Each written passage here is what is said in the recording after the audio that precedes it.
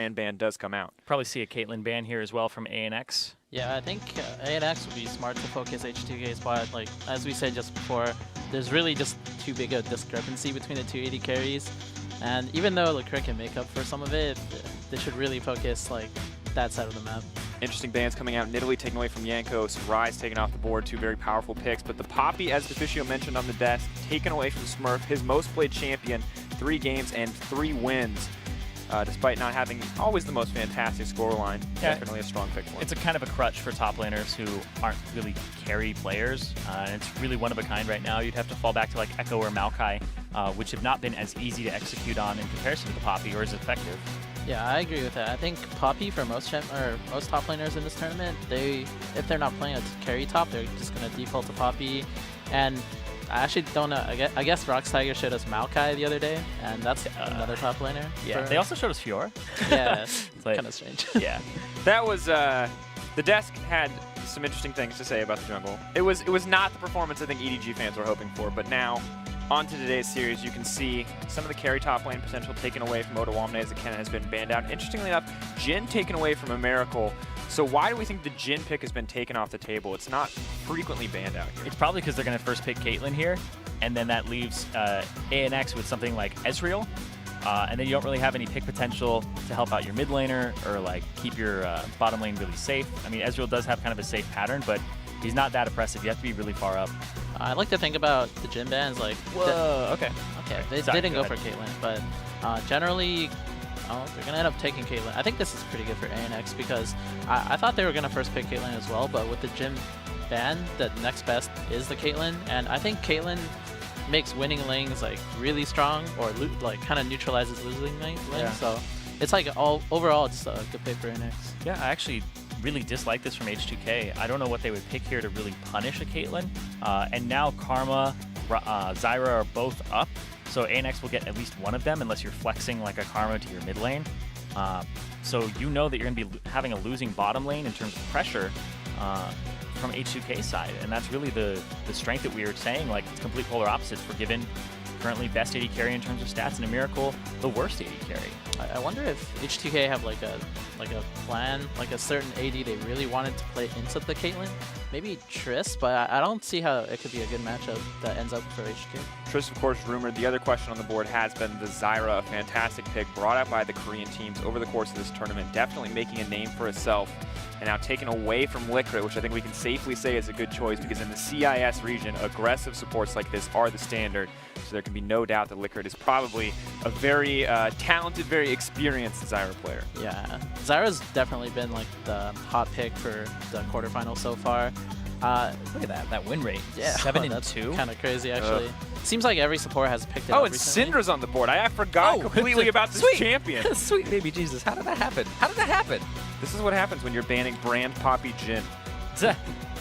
And the Bard goes over to Likkrit as well. Honestly, whatever plan H2K has to be pretty good because these are some insanely powerful picks. And I know we've called aMiracle, and he safely is statistically one of the weakest AD carries in the tournament, but at the same time, now he's got solid backup, and now he can just sit in lane and farm, and meanwhile, Likkrit's going to be the guy we have to keep our eye on. Yeah, I think it's really interesting that the pick ban ended up like this. To me, also, Bard seems like a pretty good pseudo counter pick to Zyra because the setup is so easy with his jungler. So it really makes me think, because if H2K could have secured Caitlyn early, this whole draft might be a little different. Now, of course, it's interesting that Jayce was the first pick priority here. We talked about this a little bit earlier, but what do you think is the thought process there for H2K? Why the early Jayce priority? Because Kennen is off the table, Poppy's off the table. Jayce, now the last meta thing that's left for top lane is kind of Rumble, but we know Smurf isn't really good on those carry top lane champions at the moment, so he's probably going to go with something like an Echo. It's a winning top lane for yourself, and it just seems like they valued that very highly. Yeah, I definitely think he's going to try his best to... well, H2K really wanted to get an advantage in the top side with the Jayce pick, so I think he'll end up with Rumble or something like an Echo, like you said. And while Syndra and Zyra may have some insane win rate numbers, Vladimir, not quite so good, 38.5% win rate, but it is a Ryu special. This is a champion he's very experienced on. And of course, now as we finally have both bot lanes locked in, Sivir, Zyra, Caitlyn, Bard, double range, lots of damage here on the bottom side of the map. How do you think this one's going to go in the early game? In the early game, I think whichever team has Zyra kind of just takes over, but To be honest, it's pretty scary for Zyra this game. There's like a very easy way for Zyra to die in the lane phase due to Bard, and then also she's going to have to deal with Olaf later on in the game, and it just seems like a hard time, honestly. Yeah, I'm actually looking at the draft here, and as it continues to develop, it looks like H2K have 2 winning lanes. The bottom will continue to shove. The top lane, Jayce kind of gets the better of Gnar, especially early. But then mid lane, Syndra definitely has priority there, so it's kind of on Kira to open up the map. Ryu will turn that matchup around once he gets Spirit Visage and level 13 to at least shove the wave in and match priority. But the bottom lane, it's kind of like Sivir doesn't really have any kill pressure on Caitlyn, but you can keep the wave shoved in the entire time, much easier than Caitlyn can actually keep you underneath your tower. In a very interesting draft phase in the end, it feels like H2K may have gotten some picks that are comfortable for them, picks that we've seen them use in the ULCS, as well as some of the new flavor in that Jayce and that Zyra. But in terms of raw power, in terms of successful picks we've seen over the course of the tournament, it does feel like ANX may have come out on top. They got the Olaf, the Syndra, the Caitlyn, Bard, even a Likkrit special. So it's going to be curious to see how this draft unfolds and if H2K have made the right decisions here. But of course, remember, you can join the conversation for this cast on Twitter using the hashtag AskTheCasters, tweet at LoL Esports. We'll feature some of those viewer questions during the game. Let us know what you want to hear about. Let us know what you want to talk about. Is it Zyra? Probably. Everyone wants to talk about Zyra. Is it which trolley AP support Gate thinks will be the next meta pick? I want to know that. Vel'Koz, maybe? Not sure. Waiting for it. Waiting for it. We'll get that question. We'll wait. Someone will ask it, and we will answer it. But in the meantime... Yeah, my big thing here... Matrix. Still, the big thing here for me is H2K just have winning side lanes, and having winning side lanes is better than having just a single winning mid lane for sure. Even if you have like a winning jungler, right? Like, people keep saying that Olaf performs really well against Lee Sin. So ANX, despite having a winning mid-jungle combo, I still give the advantage to H2K, because having winning side lanes gives you priority to go mid and make something happen. Yeah, it seems like they're going to bring some action. Oh, yeah. This is a pretty common trend at the World's meta. Both supports, or I guess both bot duos, they end up fighting over the brush control to see who can like basically cheese the other guy, level 1, get a big chunk of damage so they could set like the tempo for the lane. And you know this has probably happened in scrims a few times where somebody got destroyed by it and then it's like never again, or they start trying it against other people. It kind of just snowballs down where when one team does it and it works, then that team just adopts it. Yeah, well, yesterday we saw like We're building a meta, boys. We're building a meta. We saw Olaf like just ghost down there level 1 trying to like throw an axe at the Zyra yesterday. It's just like, yeah, it's a meta of like, okay, how can I kill this dude at level 1? Well, we've seen a meta that's developed so much about snowballing, and so often the attention does go around the bottom side of the map. That first tower blood's so crucial and often easiest to get on the side where you have more members. Looks like a pretty standard start here, although ANX are opting to start the Gromp. Now, what is the most logical move here from H2K? Well, I actually like this from ANX because top side, Smurf, fake leashed. He held himself there for a little bit, waited, didn't show in lane immediately. So they know that ANX did a camp bottom side, so they assume that the Olaf is either doing his blue or top side. But because Smurf was a little bit delayed, they probably think that the Olaf is on the top side. Yeah, it's also really good that basically Vander didn't have enough time to get his seed set up because of the level 1, so he couldn't have done the camp. So ANX got a small advantage just by doing their own camp as well. And they got denied 2 like last hits for the melee creeps, but I think they still end up getting the EXP, so overall I think it's a decent advantage already. Yeah. What do you think about double range doing Gromp level 1? Generally, I'd advise against it because there's just like more things you could do in the level 1. Just fighting over like the control of the lane. Like you see HK still have control of the lane even though ANX did the camp. It doesn't mean like doing the camp doesn't already like give you advantage in the lane. It just gives you some golden EXP and you have to like somehow translate that into a lane phase like victory. So just doing the camp in general is not like super good in competitive. Just taking control of the lane and like having priority is more important. Yeah. Like what I've been hearing is like double range, it's like a no-no. You just try to get the lane control. Yeah, Krepo very adamant against that one. So is this something kind of unique to Zyra, especially too? It seems kind of hard to fight Zyra for lane control at the level 1. I don't think it's impossible, but to be honest, you just have to like think of some strategy where you're able to get behind Zyra or like something they're not expecting. And at this level, I think both teams probably already thought through all the possibilities of what to do in the level 1. So just Zyra overall, like that champion is too strong in the early game. So I don't think they're just not really gonna try. Right now, it seems like a relatively passive early laning phase. Sivir has taken control of the lane, but that does give us time to get to some of our Twitter questions. Sir, Patrick something, your last name is hard. Why is the Zyra Karma matchup so popular since quarterfinals? Why are we seeing these two champions so much? Although you can't see a little top lane aggro. And first blood dropped for H2K. To answer the question, I'm pretty sure like the Karma in the Karma Zyra matchup, she's more of like a neutralizer. Oh, that's a double kill. Double kill for top. Wow. But you were saying about the neutralizer. Yeah, she tends to like Zyra as a champion is pretty like overbearing in the early game, but Karma can like reply with some shields and some poke herself. So there's like honestly not too many good answers to Zyra, and I would say Karma's probably the best so far. Like it doesn't beat it, but it seems like not so bad. Yeah, and the reason that like Karma was kind of picked up even before the Zyra and was meta was her Q, mantra Q, like the back line of creeps, you immediately get priority in the lane. You hit the casters with that. It's like level 1, you're going to get the shove, you're going to hit level 2 first, you're going to have the lane on their side immediately, and she just gets an advantage from the get-go.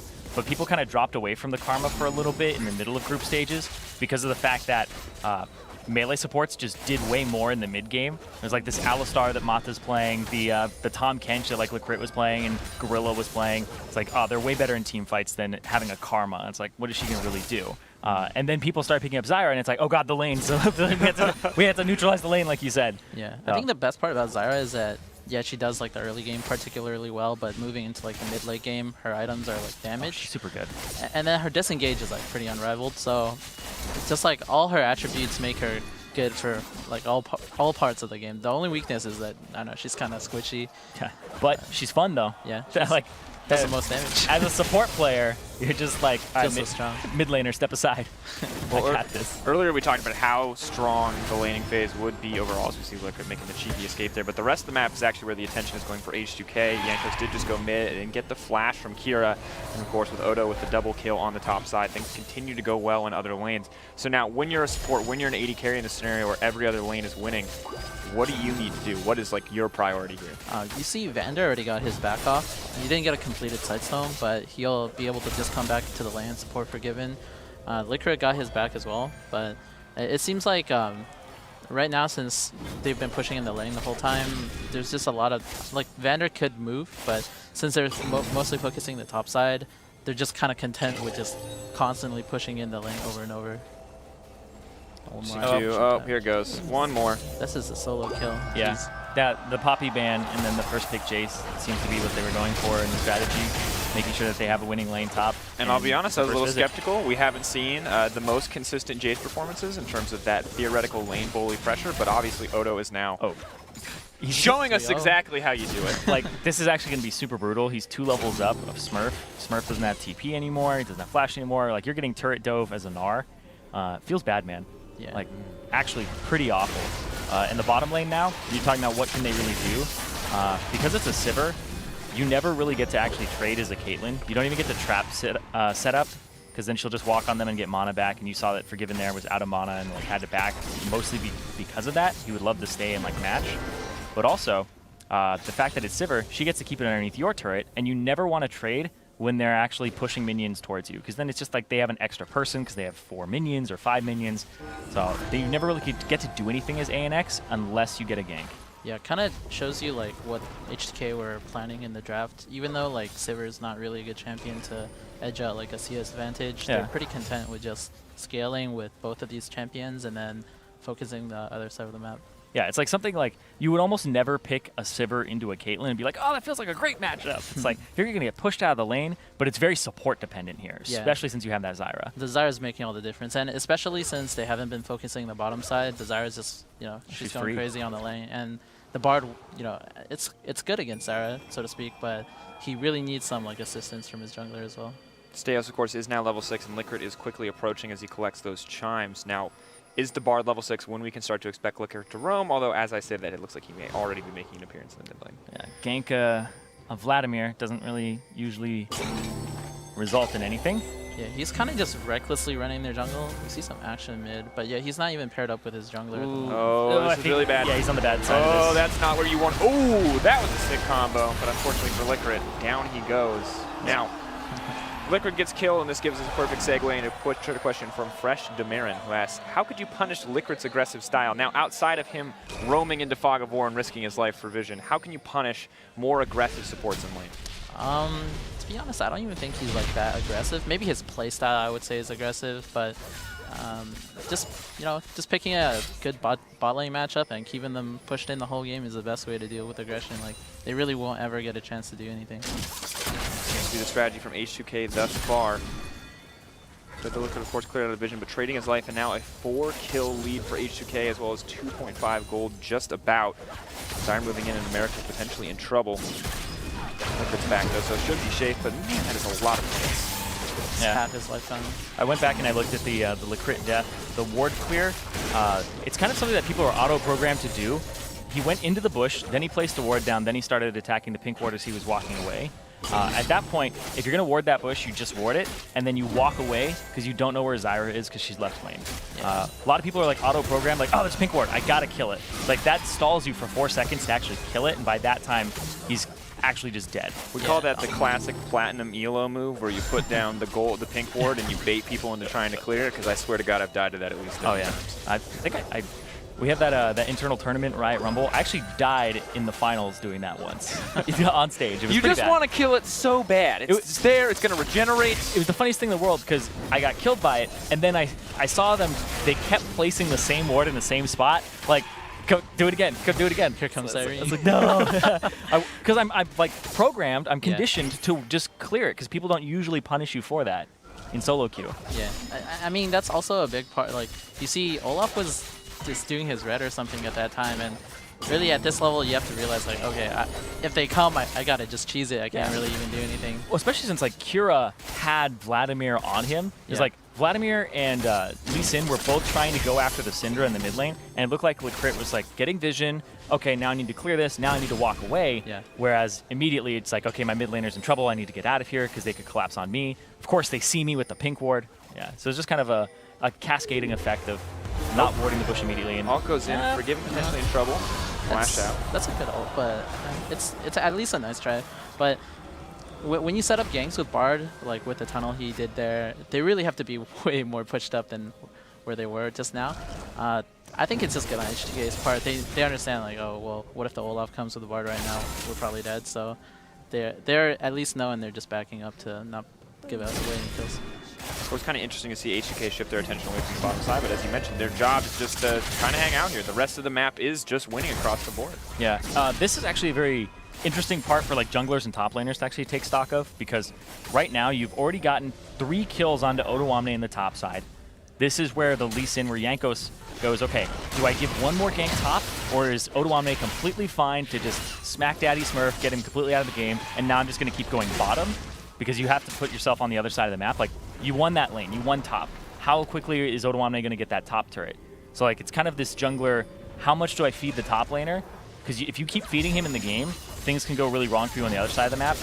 But there's a point where you say, okay, he's fed enough, now I need to go win the entire game. Yeah, and H2K are just like holding out just fine bottom lane. If I were the jungler, at least I would just try to find. Turret, yeah. I would try to find the other jungler, like make sure like both junglers are shown, and then so my top laner can just continue his 1v1 and then slowly kill the tower. Yeah, that's actually a very good point. You can see ANX have their top side completely warded because they're assuming that Jankos is going to go top now and just continue to bully Smurf.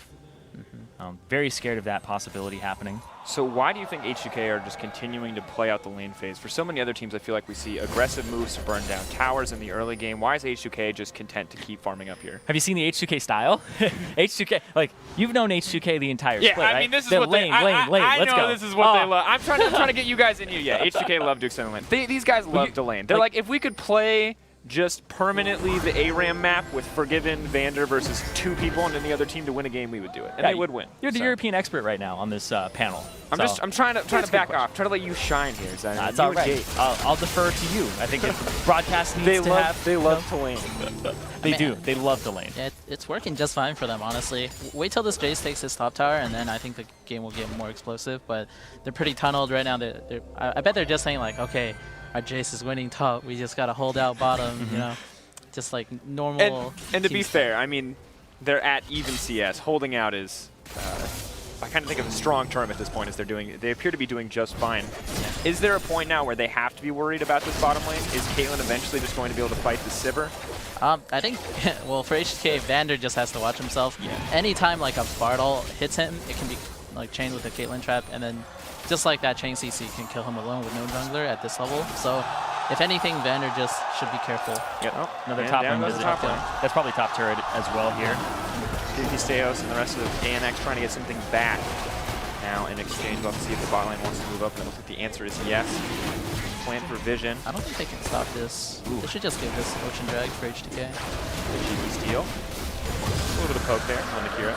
Good response by NX to at least get something for top. I think PvPStejos, he's just had enough of top. Just at least go to the bot side and kill this dragon. Well, he died there first, right? Yeah. So it slowed down his jungle pathing. It slowed down his entire game as an Olaf. And Olaf can really only do one thing, and that's run at you. So when you're behind, it feels really bad. At least run somewhere safer than Yeah. top. So I want to hit another Twitter question while we have time here. While the laning phase does appear to extend, so often we see towers taken down and teams looking for the next move. So Gunnar Neisted asks, when and why do you rotate your bot lane to mid/top?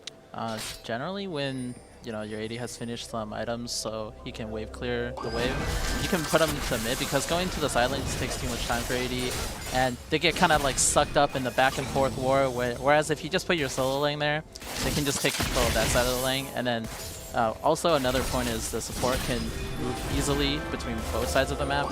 So there's just a lot more benefits in having your duo mid at a certain time in the game. It's actually interesting because I'm thinking back to 2013. It was Curse Academy. I don't know if you were in the challenger scene at that point, where they were trying to qualify, and they played the Annie/Fiddlesticks support mid lane with a Nidalee. And then their side lane, they had no AD carry. Their side lanes were Jax or Vladimir, and it was just this run you down anti-AD carry strategy. And then the mid lane Annie or Fiddlesticks with their point, it's a mid lane support, so it was a dual lane mid with like a Nidalee, so the Nidalee just kept sieging you. And then like level 3, level 2, or like 4 minutes in the game, because back then it was like a little different on jungle timers, the Annie or the Fiddlesticks went to your enemy buff and tried to kill the jungler with his point and click CC. It was actually terrible, and that's because, like, the support gets to roam around, the support gets to go make plays, and so putting them in the center of the map is really important, and that's why people do that 1-3-1, and that's why it's such a popular thing. That's why we don't say like 1-1-3, it's like 1-3-1. They're in the middle of the map. They have so much access to everything else, and they can ward from there. Yeah, also, for those of you new to this game used to be crazier, much worse, I would argue, than it is now. There was a lot of, Evelyn used to have a stun and used to turn invisible all the time. TF used to be able to teleport across the map with his E, not his ultimate. That's true. This is a weird time. But that's season 3 when Curse Academy tried that. It's not like those season 1 antics. But they're kind of done. They're running to the wrong side of the map. Yeah. I'm pretty sure they're. Yeah, Jayce is actually probably going to pick up a double here. Oh, one shot. aMiracle looks to be next on the list, and that kill is going to go over to Ryu. This is pretty bad news for ANX. Yeah, I'm trying to look at the Jayce's gold. Yeah, yeah, we'll see it on screen there. That's a 3K gold lead. That's 4 kills and about 2 more kills worth of CS. This is what happens when you lose one side of the map too heavily. Also, just to go back really quick on what we were talking about, the 1-3-1, I think most of the time, if you see like a 1-1-3, it's because your bot lane is so far ahead, like you have a snowballing Lucian or something, and you just need one side vision, and then you can just take all the towers just by fighting. So, yeah. But generally, it's like not the case. Bot lane is a lot more neutral than the side lanes. Like we see here, this Jayce is out of control. Like he's just gonna take over the game. Yeah, 1-1-3 was actually a little more popular when you had ranged junglers like Kindred or Graves, because they were just so good at sieging down turrets. It's like if the enemy has a Rek'Sai jungle and you have a Kindred or a Graves, the Graves just shows up to the lane. It's like 3v3 us, and you eventually just get their turret because they can't actually counter damage. Yeah. And the Kindred dive and the just insanity was Graves for that period of time. But yeah, this is exactly what happened. Was H2K had winning side lanes. They had a mid lane that just had to survive until Spirit Visage. Exactly what happened. They win both side lanes. They get those turrets pretty much with minimal help from the jungler, except, Jankos went top and really upset the game there, and it snowballed. But bottom lane really didn't get too much help. Then that TP came through. Boom, turret goes down. They already had a lot of damage on it from continuing to push. Now, 1-3-1. Put your Vladimir bottom lane. He can't really be killed by anybody, maybe even 2 people at this point in the game. Yeah. Oh, well, we see Likkrit. He expended his Bartle earlier just to make the combo I was talking about, but the Caitlyn wasn't able to follow up with Trap, so I don't know. Maybe if they had that tool, like, going into like the dive, they could pull off something, but that's like you know, that's why you don't want to use your cooldowns like willy-nilly. Yeah, so for H2K, they are now very, very clearly ahead. 7K gold lead, approaching 8. I mean, they're continuing to move forward. But for ANX, when you're a bot laner, what are your options here? You have no options, actually. You have to wait for your Bartle to do something towards like any side of the map.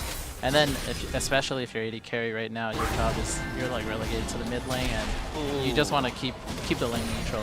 Odoamne is going to get a hero buff. They're just putting everything into Odoamne. I think they just said Smurf is the weakest player on the enemy team. Let's destroy him, and that just seems to be the focus. I mean, we were questioning like Jayce's first pick, but you know, he's proving us wrong. Yeah, no longer can we question the Jayce first pick here. The 4-0-1 scoreline is just absurd. But as we continue to see a game of wave clears here, H2K not quite setting up for a dive yet. Gives us a chance to have a little bit of a bigger discussion, this time about Ezreal. Ozio at Throw by Throw asks, how do we feel about Ezreal being 9-20 in the tournament? Ooh, hold on to that thought, as someone's going to die. Most of those losses being on blue build, including the best ADCs. Now, just to clarify, are we talking about blue build being man immune into Frozen Fist, man immune into Trinity Force? Trinity Force isn't part of it. Yeah, I think that's just the armor build. Yeah. I mean, I don't really have too much of an opinion on like Ezreal having a bad win-loss. I'm pretty sure that like, most ADs would agree with me, like the champion is pretty good. And I mean, that's a weird statistic, but we have seen a lot of popularity in like Caitlyn and stuff, and maybe that's why like that could be one of the reasons at least. I think it's just laning phase stuff. It's like Caitlyn, super good in laning phase. Jhin. This is really bad. Oh, hold on. Okay, go. Zirene, I'm going to talk about this stuff. Looks like they're disengaging. Looks Damage like coming out. Smurf. Poking for you in trouble. All right, that's okay. I apologize for interrupting. I was like, this is it. This is where they get it. Fighting. What was I saying? I don't know. Oh, Caitlyn and lane dominance. Oh, yeah, Caitlyn and lane dominance. And like Jhin is also kind of lane dominant because he has that crit and can trade really heavily. Yeah. So Ezreal, you get tier, and a lot of people are going tier cull. So you're already down like 1,100 gold versus somebody who's already got like a serrated Dirk with that same price. And then people are pushing that. And that's what I feel is really wrecking Ezreal's. And I think it's kind of not 100% causation that the blue build is one of the ones that's just losing more. I just feel like when you're ahead as Ezreal, you go Trinity Force, right?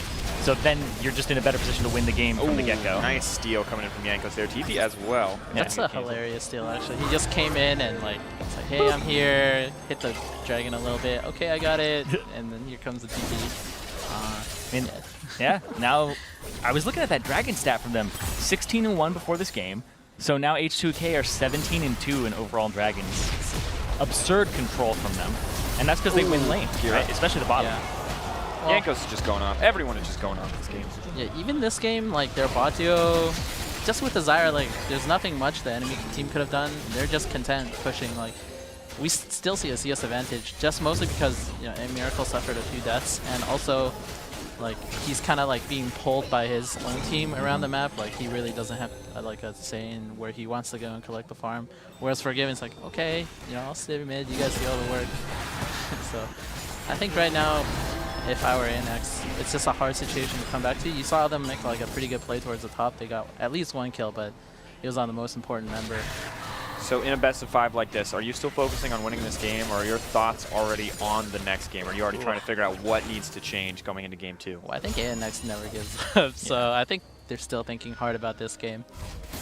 They haven't like, you know, just given up and thinking about like, okay, well, maybe we should change like the Jayce, or maybe Jayce ban or something like that. Yeah, I also think that the priority on Zyra is going to go up because it's kind of the rock, paper, scissor where it's like, what was it? It was Tom Kench Ashe in playoffs. Yeah. Between like, was it Cloud9 and Immortals, right? Immortals? Was it Immortals? I think so. Yeah, it was Cloud9 Immortals, where Cloud9 was like, okay, we're first picking Tom Kench. If you ban Tom Kench, we first pick Ashe. Right? Yeah. So it was like, okay, we're getting at least one of these. And that's what I feel like is going to happen with this, where if you ban Zyra, we take Caitlyn. If you take, if you leave Zyra up, we take it. Yeah, right? I think they both serve similar focus. Like, it could push a really bad matchup, or it can neutralize a, you know, like an okay one. Yeah, but it's looking more and more like the catalyst for it is more the Zyra than the Caitlyn. I would agree. This Caitlyn really hasn't done like too much for ANX. Like, you know, still down CS, but mostly because of like the circumstances of the game. But yeah, it's like it's not really able to push its own advantages, especially against Zyra. So maybe just getting Zyra and making the advantage early first is better than neutralizing it. So something we talked to Matt a little bit about yesterday was the itemization coming in from Zyra. We'll hold that thought as the fight looks to break out. The fight looks to get disengaged. Pretty good. ANX I think this can change. This can change. He's got a trap on Jankos. Jankos goes down. Staios gets knocked up. Jayce on the way in though. That's gonna be pop. Oh, H2K are just far too strong for this. Pool comes out. One more kill. Gonna take the portal through. Helping Ryu. Oh. Smurf gets a good in. I think he's gonna get it though. I think Smurf is dead too. Yeah. ANX sticking to their reputation, fighting to the very end, but unfortunately that fight just not playing out for them. H2K so far. God, you even look at the item build from Odoamne. Like Swifty Boots is something you don't really ever see on Jayce. You usually see cooldown boots, but it just looks like he's like, I got to get around the map faster. I got to close this game out. Cooldown reduction. Yeah. Maybe he's running some scaling too, since he was up against a melee. Nah, he doesn't have any scaling. I guess he's 10. Or actually, he has no CD at all in his win pages. Yeah, got nothing. So yeah, it was just more about moving around the map. Interesting to see. Of course, now running for their lives. Oh, they should be relatively safe. Although the Likkrit here is on the hunt. They're actually, sorry, the Swifties are also good against Gnar's Frozen Mallet. Make sure that he can't have a comeback. Oh no, Likkrit. Oh, batter up. Yeah, the dunk house comes out. Jayce flips to the air, hammers him down. Yeah, ANX getting so desperate just to get something back for like all the casualties they're suffering, but it's looking rough for them. So I want to approach, as we watch this team fight kind of play out in the favor of H2K, I want to approach an issue that Matt, or a discussion that Matt brought up yesterday talking about Zyra itemization and get your thoughts. Haunting guys into, of course, the Leandries feels to be the standard. Matt was talking about how he generally prefers the utility of the Rylai's. What are your thoughts on those two different itemization choices? I actually talk about this subject all the time because my mid laner Fury, he loves playing Zyra in his off time. He's like a Zyra main.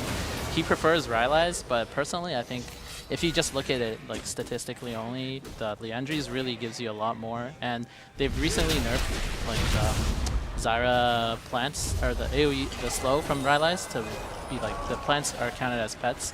So it's really like way less of a slow. So personally, I think Leandry just does more for you, and also gives you Magic Pen, which you're stacking anyways. Overall, I think there's like arguments for both sides, but I say like 80% of the time you should go Leandry's first, and then you eventually get it, right? Well, honestly, not first, Rylai's is pretty luxury, I would say. Like, you can just get it anytime you want, and like it's always like gonna be a pretty good item. But some games you need like Void Staff right after your Leandry's, just so you can be more relevant for damage. Okay. All comes out, all goes wide. Yeah, my thought process for at least mid lane Zyra is you only get Rylai's if you're a shitter, and you can't land your abilities. Yeah, you have a slow anyways. Yeah. Yeah, you already have like so much that comes out. In trouble, Zyra comes in. Syndra just gonna push R there. Forget potentially actually in trouble dead, here. Yeah. Oh, nice flash. Good flash. Goes in. Yeah. Ryu's on the backside though. Moves in onto Kira. Kira set to fall. Ryu trying to get the kill. Is gonna pop out there. Doing out decent damage. Likkrit has now buried him into himself and the rest of the team. An unfortunate magical journey. Moving forward, Forgiven still alive and well. Smurf moving forward, trying to find the ult. Isn't going to land the wall up. Leaps forward. Ryu just playing with his food. Triple kill coming out. Maybe look for the Quadra. No. Oh. Yes, is going to get it. Wants the Penta. No Penta. No way, kill no yet. Penta. He's not that nice. He's not gonna come back. Yeah, Likkrit's not going to do that. It would be the first pentakill of Worlds, to my knowledge. This lad is actually just a bulldozer. You saw like that team fight. He never once like took a step back or anything. Just going forward with his E and W only. Kind of funny to see. That's just exactly how it had like H2K are though. Yeah. Well, we have a few more questions about bottom lane, and given that this is our first and potentially only bottom lane stream, as it looks that this series is one-sided so far, unfortunately, I want to be sure to get a couple of those bot lane focus questions in. Rodham Kadar asks, Cole is a good item to start with instead of Doran's Blade? Question mark, which I assume means, is Cole a good item to start with instead of Doran? I would only really do it on Kog'Maw with the Soraka. It's like certain setups is when I would really want to do it. First back, I think it's fine. Yeah, I think generally you go Doran Blade just because you want to push as much of an advantage as you can in the bot lane. It's not really smart to like just sack the lane from the early game. Like never go into the matchup with like the mentality is like, okay, we got the worst end, and then we're only gonna play the farm because that really shouldn't be how it goes. And yeah, there's not too much of a difference in getting it as a second item too. So now we see the engage coming out. Interesting to hear. Ryu, no fear, goes forward. That's super aggro, but he's gonna get away with it. I think he won't. Just too far ahead. Or maybe he's oh, there he goes. Nice. Yeah, he needs you off. Styling. H2K having a little fun with it. Taking down a couple kills here. Oh, that Jayce damage. so much damage. And in goes Jankos. Portal doesn't even cast. You just get to hear the animation. Waiting for the next EQ. Where's it at? Is it really going to kill Caitlyn? Let's see. Nope. Nope. Nice sidestep from aMiracle. I don't know. It might have. That's a Yeah, lot. he's fed as well. I think they're going to just get this Baron and try to close. I mean, this game is not really even close, honestly. So the next Vander is 4-0-8 on support Zyra. That's a good score. Makes you look good. KDA King Vander. It was great. I was talking with LS the other day. What? He stole? Are you serious? That's good. Now Odo's going to drop 2. That is massive for ANX. Are they going to be able to get this one back? Will this actually stop the bleeding? 29 minutes in, we've counted them down and out because that is almost a 15k gold lead with double Infernals, but it's a 15k gold lead with double Infernals against now a Baron buffed up ANX. Yeah, he throws the ball in, another Q at the same time. Jankos actually smited too, but I guess it was too early. Yeah, it was like 1400 or something. I mean, ridiculous. They did it before, so. And the crowd erupts in the background, cheers for Albus Nox. H2K may be the analysts' favorites, but they're not the fan favorites. Oh yeah. In this best of 3. With that best Baron, of 5. I mean, look at that. It's Baron. They got Baron. It's still 15,000 gold. So I think hopefully the Baron stalls out the game enough for them so they can actually get some items back. Are you okay? Are you okay? Oh, cheering for the Likkrit engage. I like your style. We might have a job for you at Ride as a play-by-play caster if you get that high consistently. Yeah, I don't know. This is not too much for ANX to do this game. Yeah. So Grim Game. Why don't we hit some more Twitter questions as long as we've got Did time we answer here. that previous one? We talked about Cole. Okay, good. Yeah. So not necessarily good, just to recap, because we felt like it's not worth giving up early stats in the laning phase, and those early stats are important, and you should never really enter the lane with the mentality that you're just going to lose and farm. Yeah. Yep. That's basically it. Lucas Cole at cheesy_law says, why is every ADC taking masteries 1 point in lifesteal and spell vamp and 4 points in AD/AP per level? I don't know if you guys have seen this one specifically. Yeah, I had this conversation with LS about this because I saw it on a lot of top laners, a lot of AD carries. Some AD carries will go 5 points into the lifesteal and spell vamp. And then the only time I ever see them really go 5 into the AD/AP is when they have like a Nami or something with sustain. But the 1 point apparently is worth a lot. It's worth like, I think Apto did the math on it. It's something like before your first back, it's like 190 HP versus the amount of damage you would have gotten out of having 3 more, or like I guess it's like 2 more AD very early on in the game. Very minimal. I think the whole philosophy is basically like, it's the same as people taking 1% crit. It's like, it's a world of difference having some compared to none. And then just having that 1 point could really mean like you living for a gank or living for a fight. Yeah, not going to be the difference maker here, unfortunately. But ANX are actually taking the fight to H2K. Ryu might, no, got off in time. Oh, Smurf. Oh, misses the wall up. Just, wow, usually that one hits. Yeah. That was edge of the hitbox there, I guess. Just barely scooting out of that one. H2K getting kind of messy. This is what you kind of don't want to see out of H2K. You know, they're the last hope for the West against the Koreans. Well, assuming. Oh yeah. First they were the European team, but now that NA's out, they're the West, huh? Probably is NA, right? Yeah. So it's the last hope. My boy. But you love me some Probably. Yeah, it's like they should close out cleanly, make it convincing. So yeah, we can have some more faith in them. It's true. It is important kind of to just show that you are the stronger team here. Of course, if you win here, you still have to move on to face Samsung, so you can't afford to be a team that makes mistakes. And Samsung, of course, a team notorious for tearing through teams that make any kind of early game mistakes. I think H2K are pretty happy with their bracket, though. Just like comparing the 3 Korean teams, like they'd rather play Samsung compared to like SKT or Rock. So. And I mean, when we look at the bracket draw, the left side had 4 potential finalist favorites, and the right side had 2 maybe if you're an H2K or Cloud9 fan. Yeah. But definitely, looks right. You wanted to be on the right-hand side. Samsung, of course, and H2K both getting pretty solid brackets for themselves. Look at the Dragon rolls this game, too. It's going to just be 3 Infernal for H2K. Yeah. Kind of unwinnable, but maybe, you know, ANX has surprised us before. So. And Infernal is just worth even more when you have a Zyra support, because it's like one of the only supports that actually uses the Infernal Drake stats. Yeah, as support, I'm never particularly happy about getting Infernal. 5 out of 5 people on this team. That doesn't apply to me. You more a Cloud Drake kind of guy? Yeah. Yeah. Everyone hates that one, but that's my favorite. All I'm saying is all 5 members of the team get benefit from Infernal Drake right now, which is a little insane, because usually it's 2 or 3. Yeah. But this time it's 5. Jeez. It's the meta, man. Get those good rolls. Works out. Roll the dice. They'd be happy with like Earth Dragons too, just to help them close out the game. Okay. I don't know how do you feel about this? aMiracle is going for maybe a QSS next item. I don't know what he's getting, maybe a GA, but that's going to delay a roll reminder, so they would have nothing to really actually deal with Ryu. Likkrit getting isolated on the outside. PvPStejos next to fall. Shutdown for Ryu. Yeah, they're just getting run over. Yeah. But I would have liked to see Last Whisper, because if you're losing, you can't afford to go defensive. Like even if it means like a Malzahar is gonna just ult you, you have to take the risk and like possibly win the game because of your damage. But yeah, at this point, it seems like H2K just gonna finish out the game. Yeah, it's a Hex Drinker as well. So building it's a little to offensive. win versus building not to lose, I think is the discussion there. Yeah, he had enough to. Damage. He had enough to purchase an Executioner's Calling before the fight, but nobody else had anything to really heal reduce on the Vladimir. There's not even Ignite on the team. Yeah. Well, I don't think it would have made too much. No, not in that fight for sure. In a previous fight, possibly. Yeah, possible. Well, there you have it, ladies and gentlemen. A 34-minute game 1, and never did it feel like ANX were in control there, unfortunately. H2K, complete dominance here. That's what you want to see too out of the game 1. So going forward in the series, you want to like if you're H2K, you want to show like game 1 we're the better team, and then we're gonna play our game and then close it out as a 3-0. And then ANX are gonna somehow like think of a way to, you know, like do something crazy in the draft or play a certain way that'll be H2K.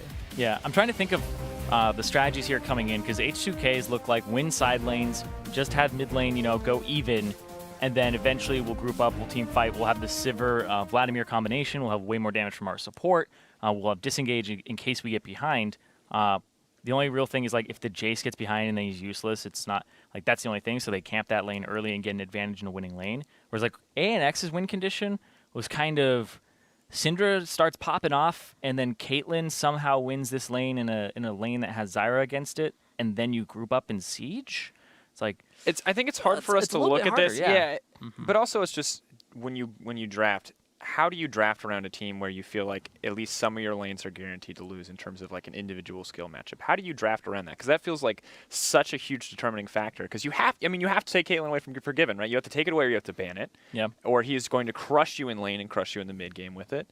And I'm just curious, what do you think the options are for ANX? Should they be focusing on banning out H2K's champion pool at all, or do they just need to pick their best possible champions and just hope that they can find an advantage?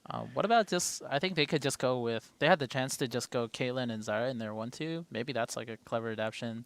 It makes it impossible to win the bottom side for H2K, and then moving in the series, like you saw H2K already takes Zyra in their picks, so it would be a takeaway as well. I think that would be a smart way. Yeah, you can either go full on, all right, we need to win the lanes now to compensate for our weakness, or you go, okay, pick scaling lanes and try not to get completely destroyed in the lane, because that's not what we play for usually. Because if you play for lane, you're kind of playing H2K's game.